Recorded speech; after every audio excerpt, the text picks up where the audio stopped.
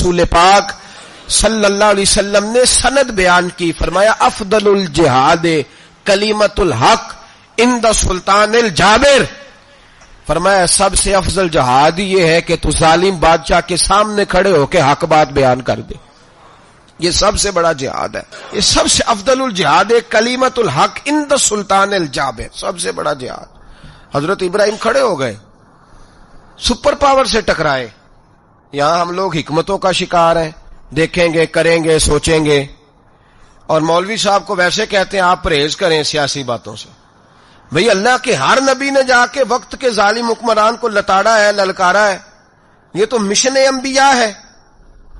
حضرت سیدنا ابراہیم علیہ السلام نے جو اس کو جا کے کہا کہ تو جھوٹ بولتا ہے، تو جھوٹا ہے، تو خدائی کا دعویٰ کرتا ہے، تو بہت بڑا ظالم ہے، اور قرآن مجید نے اس ساری بات کو بیان فرمایا۔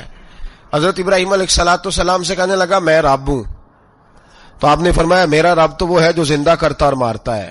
اس نے ایک بیوقوفوں جیسی دلیل دی۔ ایک آدمی کو کل پھانسی دینی تھی تو اس کو بلایا، کہنے لگا تجھے کب پھانسی ہے؟ اس نے کہا کل۔ کہنے لگا جا تجھے آزاد کیا، زندگی دی، اس کو چھٹی دے دی۔ ایک عام آدمی بیچارہ بیٹھا تھا، اس کو پکڑ کے نا کہنے لگا اس کی گردن اڑا دو۔ کہنے لگا دیکھ لو میں بھی زندہ کرتا اور مارتا ہوں، وہ جو کل مرنے والا تھا میں نے زندہ کر دیا ہے، اور جس کو پتہ ہی نہیں تھا کہ میں نے مرنا ہے اسے پکڑ کے میں نے مار دیا ہے۔ یہ بیوقوفوں جیسی دلیل ہے۔ حضرت سیدنا ابراہیم علیہ السلام چاہتے تو اسی وقت دلیل توڑ دیتے کہ تو کیا بیوقوفوں جیسی بات کر رہا ہے، اگر تو زندگی دیتا ہے تو مرے ہوئے میں جان ڈال کے دے جس کو تو نے مارا ہے۔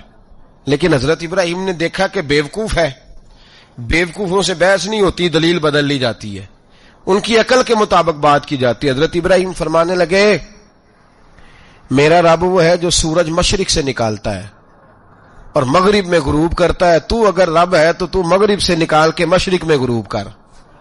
فبہت الذی کفر، کافر لاجواب ہو گیا، اس کے پاس اس چیز کا کوئی جواب نہیں تھا۔ علامہ اسماعیل حقی نے خوبصورت فقرہ لکھا ہے، خوبصورت جان ڈال دی ایک جملہ کہہ کے۔ حضرت سیدنا علامہ اسماعیل حقی رحمت اللہ علیہ فرمانے لگے چونکہ نمرود بیوقوفوں جیسی باتیں کر رہا تھا، اگر وہ یہ کہہ دیتا نا کہ میں سورج کو نکالتا ہوں مشرق سے،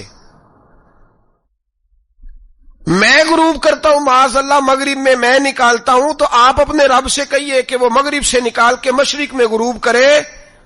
علامہ اسماعیل حقی فرماتے ہیں رب کریم کی آواز قدرت تھی، مالک حضرت ابراہیم علیہ السلام کے اس، اگر وہ کہہ دیتا اور حضرت ابراہیم دعا کر دیتے تو رب کریم نے فرشتوں کو تیار بٹھایا ہوا تھا۔